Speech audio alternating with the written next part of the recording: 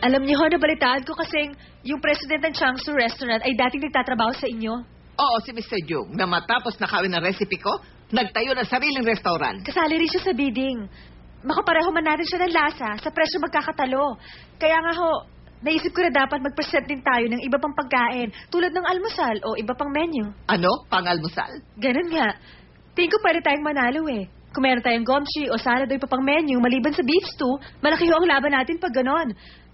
Dahil cruise yun, maganda talaga kung di mawawala ang beef stew. Yung iba mo pa sinasabing menu, paano mo naisip yon?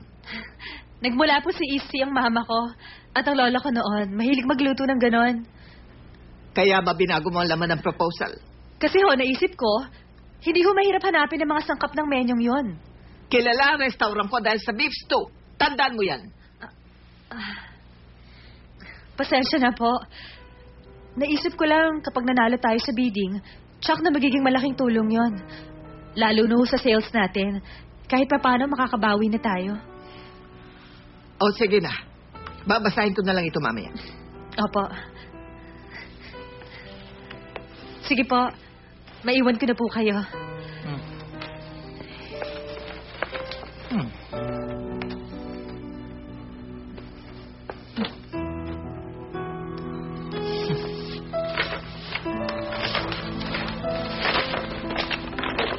Okay lang lahat ito. Good luck na lang sa inyo, ha? Sige po. Maraming salamat. Sige.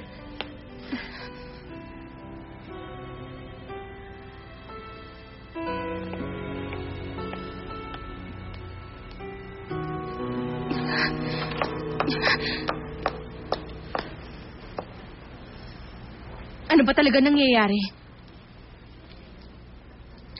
Nagtatrabaho ka pa rin sa restaurant? Oo. Nandun pa ako.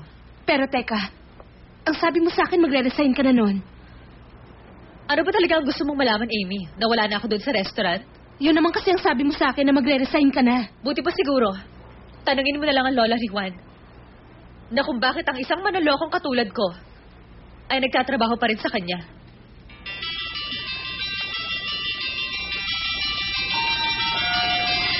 Diyan ka na.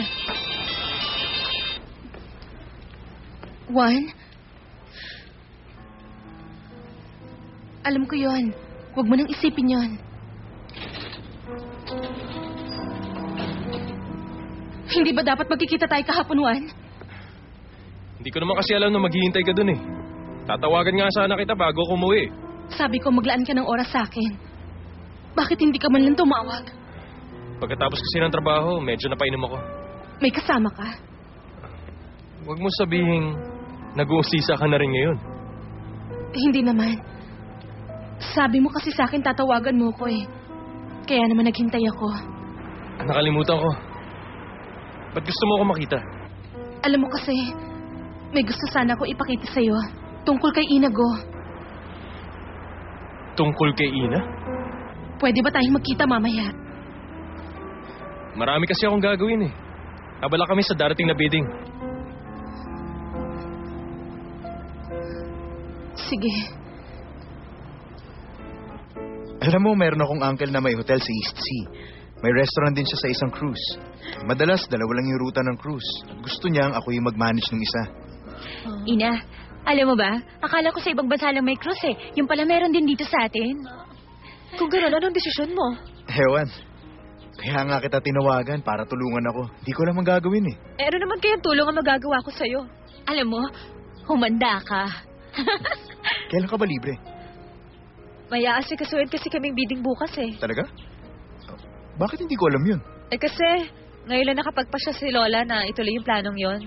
Aba, maganda yan. Kung gusto mo, Ina, sasamahan kita kapag nag-present ka na. Okay lang naman kung di mo ako masamahan doon. Kasi may kasama na ako. Sino? Si Juan? Siya nga. Kayong dalawa lang? Oo. Kaming dalawa kasi ang in charge doon. Eh di pupuntahan pa rin kita. Siguro naman pagkatapos ng presentation, libre ka na. Ano ba kasi ang matutulong ko sa'yo? Malalaman mo na lang pag nandun ka na. Pagbalik natin dito, asikasuhin natin yung problema. Meron akong kaibigan na lawyer na pwede kang tulungan tungkol sa kaso mo. Kailangan lang daw niya makita yung mga papers. Tutulungan ka niya. Totoo? Pero Francis, talaga bang hindi magpapabayad yung kaibigan mong yun? May mga ganung lawyer talaga, Ina. Nag-o-offer sila ng free legal counsel sa mga hindi kaya magbayad ng abogado. May pag-asa raw bang manalo? Malaki yung pag-asang manalo. Totoo ba yun?